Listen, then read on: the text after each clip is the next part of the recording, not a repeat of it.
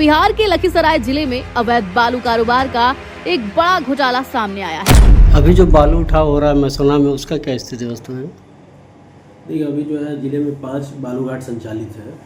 तो उसमें जो है नियमतः मतलब बालू का उत्खनन हो रहा है और उसके लिए लगातार छापेमारी भी की जाती है अगर किसी तरह का शिकायत प्राप्त होती है तो अभी आचार संहिता लगल सर, बालू का उठाव हो रहा है?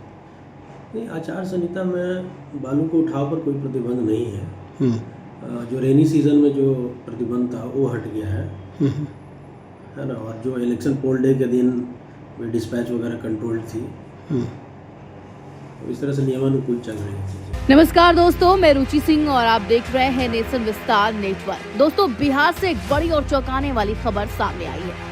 जहां सरकार ने बालू माफियाओं के खिलाफ मोर्चा खोला हुआ है, वहीं अब खनन विभाग के अंदर से ही भ्रष्टाचार की गंध आने लगी है। दरअसल बिहार के लखीसराय जिले में अवैध बालू कारोबार का एक बड़ा घोटाला सामने आया है। जानकारी के मुताबिक खनन विभाग के पदाधिकारियों ने ही नियमों की धज्जियां उड़ाते हुए चलन यानी कि परमिट में गड़बड़ी की है। खनन निदेशक अंबिका कुमार ने सरकार के उप सचिव पीयूष कुमार सिंह के निर्देश पर तितरहट थाना में 7 अलग अलग FIR दर्ज कराई है। इस मामले में अवैध बालू भंडारण और खनन का खुलासा हुआ है। जांच में पता चला कि कुछ लोगों ने अपने भंडारण लाइसेंस यानी कि स्टोरेज लाइसेंस का गलत इस्तेमाल किया।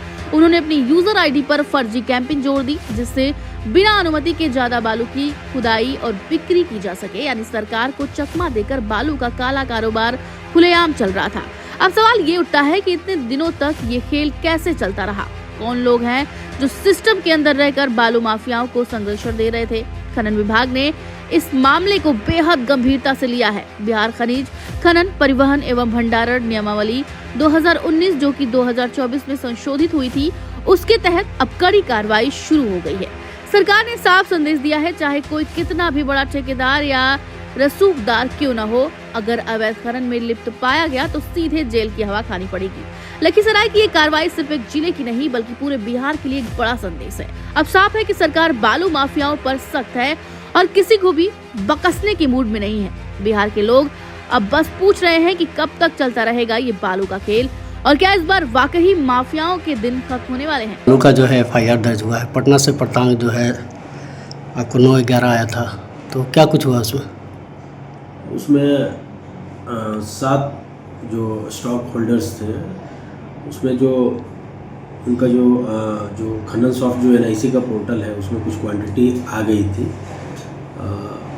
जिस भी रीजन से आई हो, तो उसको लेकर के जांच की गई और फिर ये पता चला कि वो क्वांटिटी जो रिफ्लेक्ट हो रहा है पोर्टल में, वो एक्चुअल में मतलब नहीं आई है उस मोड से।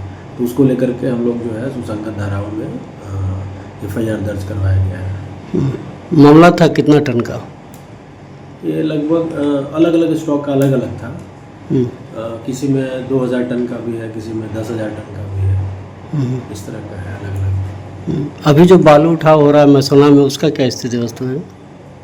देखिए, अभी जो है जिले में 5 बालू घाट संचालित है। तो उसमें जो है नियमतः मतलब बालू का उत्खनन हो रहा है और उसके लिए लगातार छापेमारी भी की जाती है अगर किसी तरह का शिकायत प्राप्त होती है तो अभी आचार संहिता लगल सर, बालू का उठाव हो रहा है? नहीं, आचार संहिता में बालू के उठाव पर कोई प्रतिबंध नहीं है। जो रेनी सीजन में जो प्रतिबंध था वो हट गया है ना। और जो इलेक्शन पोल डे के दिन में डिस्पैच वगैरह कंट्रोल थी, तो इस तरह से नियमानुकूल चल रही है चीज़ें। सर, जो अभी आपने बताया कि इतना जो है ठेकेदारी पट्टा हुआ है, उसमें कौन कौन सा घाट है अभी? उसमें 5 घाट हैं। ब्लॉक 1 है, क्लस्टर 1 है, फिर ब्लॉक 6 है, ब्लॉक 7 है और ब्लॉक 10 है। 5 घाट। आगे की कार्रवाई क्या हो रही सर? हम लोग देखिए अवैध खनन परिवहन भंडारण की शिकायतों पर निरंतर छापेमारी करते रहते हैं और इस तरह की सूचनाएं मिलने पर हमारे टीम जो है थाने के साथ और परिवहन विभाग के साथ लगातार संयुक्त छापेमारी भी की जाती है।